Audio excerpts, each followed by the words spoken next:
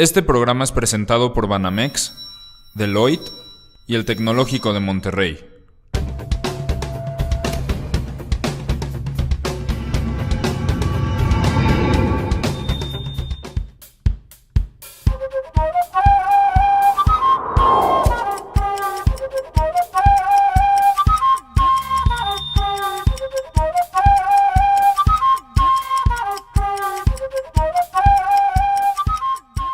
Buenas tardes. No hay un organigrama perfecto para ninguna empresa. Precisamente el tiempo y el tipo de producto es lo que muchas veces nos va a dar ese tipo de organigrama. En mi formación yo pienso que lo más importante es el enfoque a mercado, el enfoque a producto, enfoque a servicio y la mejor participación con los mejores elementos de la familia en la empresa. Si tengo lo mejor de la familia y lo mejor del producto, creo que puedo tener el mejor organigrama. Y aquí tenemos que destacar dos cosas. Uno, buscar diferenciar siempre mi producto o mi servicio del de los demás. Tengo a la familia, digamos, como un buen soporte. El nombre de la familia es muy importante. Y lo otro, pues, lograr una buena competitividad alrededor, digamos, del resto de las empresas. Entonces yo te diría, no creo que haya un organigrama perfecto, esos van creciendo o van disminuyendo de acuerdo mucho al mercado, pero siempre considerando lo mejor de la familia que pueda participar, y en esto siempre será el factor rentabilidad y unidad familiar al mismo tiempo. Muchas gracias.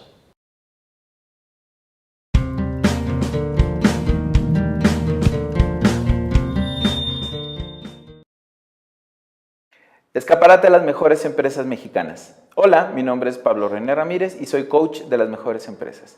Y hoy tenemos el gusto de compartir con el maestro Juan Carlos Rivera López, director de Departamento de Negocios Internacionales y Mercadotecnia en el TEC de Monterrey, Campus Santa Fe. Mi estimado maestro, bienvenido. Mi querido Pablo, un gusto siempre, mi estimado. Y el tema que hoy vamos a conversar con Juan Carlos es cultura y organización. Y empezamos, Juan Carlos. ¿A qué se llama cultura en la organización? Básicamente es la forma en que las empresas, las organizaciones, las entidades hacen las cosas dentro de esta organización. Hay empresas, hay entidades que tienen muy desarrollado el concepto de cultura organizacional, hay empresas que tienen áreas de oportunidad para desarrollarlas, pero básicamente se refiere a eso, la forma en cómo se van a realizar las cosas dentro de la organización en todos los ámbitos, no solamente en el aspecto empresarial, la relación con los empleados, la relación con los directivos, la relación de la empresa con el entorno, con el ecosistema empresarial que tiene alrededor, obviamente con la sociedad. Todo esto tiene un punto coyuntural dentro de la cultura organizacional, cómo se hacen las cosas en la entidad, en la organización y la responsabilidad que hay hacia el exterior. Y cuéntanos un poco cómo se va a crear y fortalecer la cultura en una organización. La base principal de una cultura organizacional bien elaborada y bien desarrollada tiene que ver mucho con la comunicación.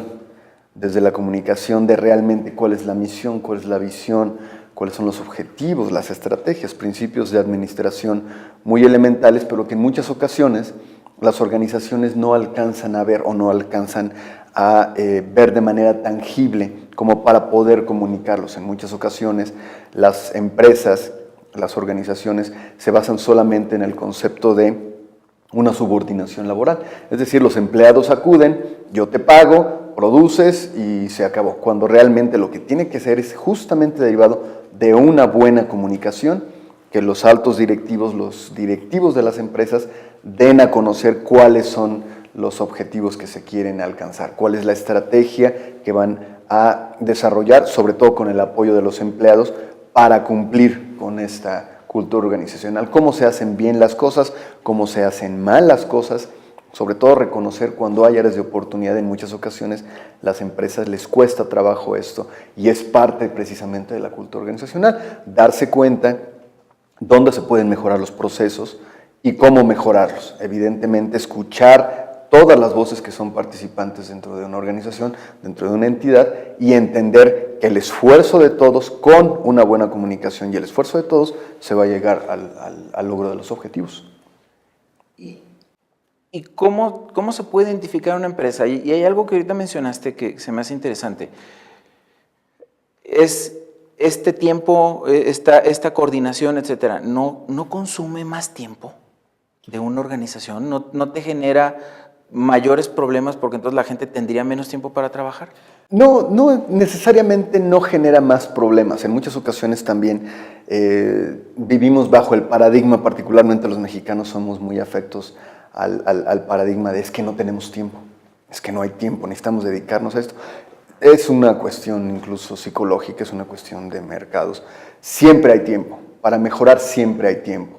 Y las empresas deben de tener la sensibilidad de dar a conocer, insisto, la forma en que esta cultura se puede transmitir de manera más efectiva. No estamos hablando de que se tenga que cerrar una empresa, una fábrica, un negocio durante 7 días y los vamos a capacitar a todos en cultura organizacional. No. Son pequeños detalles, la publicación de la misión, de los objetivos en las paredes, en los almacenes, en los centros de trabajo, reuniones con los directivos, en muchas ocasiones también eso ayuda y promueve mucho la cultura organizacional, el hecho de que los empleados y los trabajadores vean a su cuerpo directivo. En muchas ocasiones ni se conoce quién es el presidente de la compañía, quién es el director general, y al contrario, cuando ocurre esa transición en el aspecto de darle una imagen a la cultura organizacional a través de una persona que idealmente es el director general o el presidente de la compañía, los empleados entienden muchos conceptos sin necesidad de estar en un aula o de estar en una bodega recibiendo una capacitación o alguna cosa por el estilo. Son pequeños detalles que se pueden mejorar. Insisto, no requieren demasiado tiempo y sobre todo que los resultados de implementar estas estrategias son tangibles muy rápido y sobre todo ayudan también a generar lealtad de los empleados hacia la misma empresa y por ende a su cultura organizacional.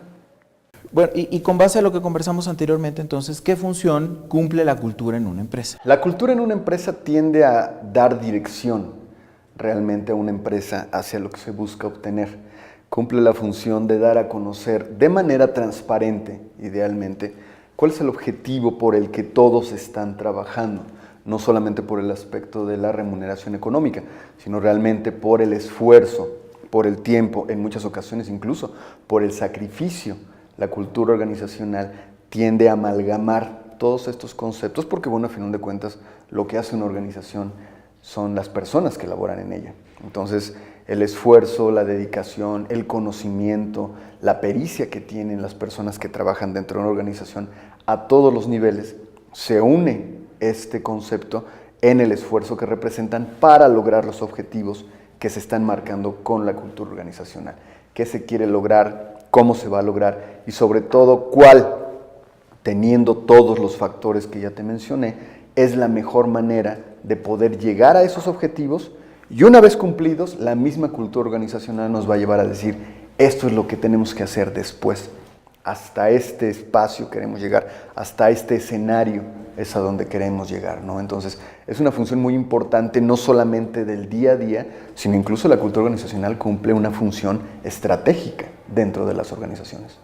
¿Cuáles son los elementos que engloba una cultura empresarial? En primer lugar, insisto, la comunicación, tiene que haber una claridad, tiene que haber una transparencia, tiene que haber una determinación clara de objetivos, de metas, tiene que haber una determinación de cuál es la misión de la empresa, para qué se creó la misión, que es realmente la definición de este concepto, qué estamos haciendo realmente como empresa, la visión, dónde vemos nuestra empresa en el futuro.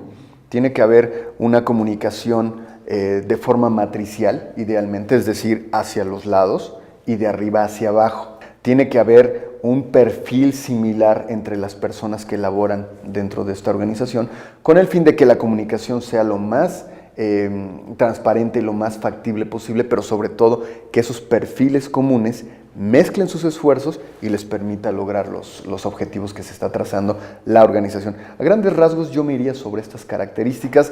Obviamente se puede ser todavía más perfectible de acuerdo a los distintos ámbitos en los que se manejan. Empresas que trabajan en la industria de consumo, empresas automotrices, empresas aeroespaciales, empresas agrícolas, obviamente todas tienen una cultura distinta, pero en términos reales, los elementos que mencionamos hace un instante son los que hacen la columna vertebral de esa precisamente cultura organizacional. En el contexto de las pymes, ¿qué impacto tiene la generación y fomento de una cultura empresarial en sus resultados? Las pymes en México, yo creo que en muchas ocasiones, y lo digo por experiencia propia, desconocen o no quieren reconocer lo importante que son para la economía en México. Entonces, muchas veces se habla de solamente, bueno, pues es que yo tengo un negocito, es que yo tengo esta cantidad de empleados, yo tengo 5, 10, 15, y recordemos que las pymes emplean y generan la mayor parte del valor del Producto Interno Bruto en términos industriales y comerciales en nuestro país. Entonces, yo creo que empezando por eso, la cultura organizacional de las pymes tiene que estar muy enfocada en el valor real de las empresas dentro del ámbito económico de nuestro país. Entonces, empezando por eso, yo creo que tendría que ser un detonante de un proceso de mejora continua, similar a lo que se está haciendo a través de la iniciativa de Mejores Empresas Mexicanas. Tiene que ver con la importancia de las empresas, con la importancia de las personas que trabajan en ella, pero al mismo tiempo de la importancia del valor agregado que otorgan en términos económicos, en términos de empleo, en términos de impuestos, en términos de crecimiento y de fomento de la economía del país, ¿no? Entonces, a nivel de las pymes, el concepto de cultura organizacional tiene que ser algo que tiene que estar muy delimitado, tiene que estar muy claro, porque es un escalón siempre hacia una mejora de las empresas.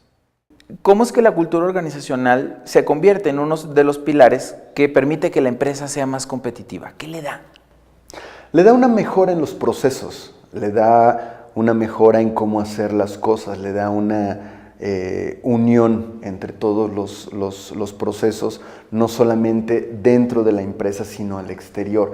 Le da a los proveedores, le da a los clientes, le da incluso a los competidores una forma de entender cómo una empresa o una entidad está trabajando e idealmente está haciendo bien las cosas a través de esa cultura. ¿Por qué? Porque se nota una empresa comprometida, se notan empleados, me atrevería a decir incluso felices con su trabajo, a gusto con su trabajo, se nota en las instalaciones, en ocasiones cuestiones tan simples como el nombre de la empresa, el logotipo de la empresa, los jardines de la empresa. Recordemos que la infraestructura física de una organización es la tarjeta de presentación hacia el ecosistema en el cual se está desarrollando. Entonces, pues bueno, una empresa que está despintada en sus paredes, que tiene mucha basura alrededor, todo ese tipo de cosas que pudieran ser mínimas son parte de la cultura organizacional. ¿Cómo ayuda a que una empresa se vuelva más competitiva?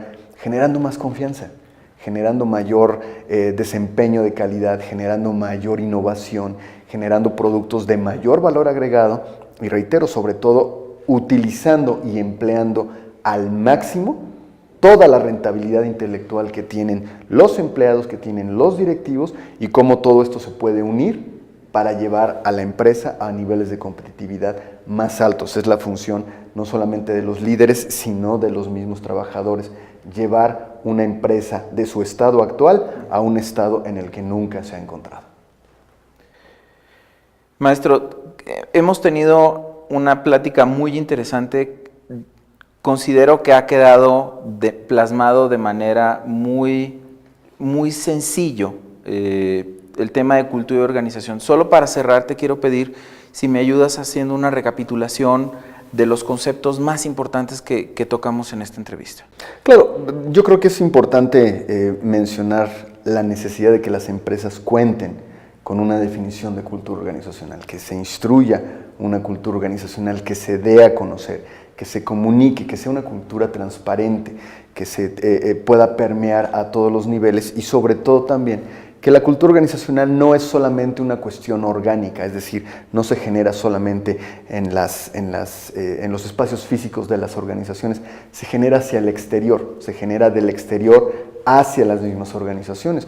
Es importante conocer cómo la cultura organizacional es un instrumento para mejorar a las empresas. Es un instrumento que se tiene que tener muy consciente de las responsabilidades que se tienen con esa cultura organizacional, cuáles van a ser los factores que nos van a permitir cumplir con los objetivos, con las metas, con todas las estrategias que estamos buscando y tener claridad de eso, darlas a conocer a todos los aspectos involucrados en la relación de la misma empresa.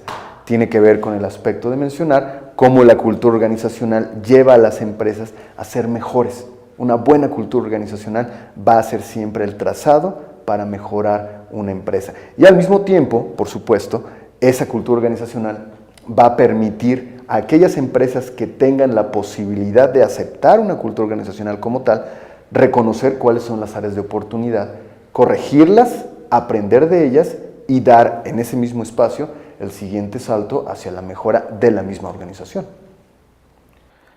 Bien, pues te agradecemos muchísimo, maestro, tu participación. Muchas gracias, Pablo. Y es así como cerramos esta charla tan interesante.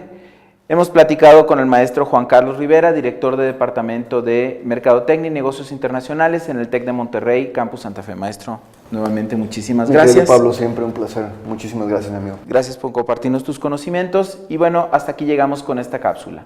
Esto es Escaparate de las Mejores Empresas Mexicanas y nos vemos en la siguiente.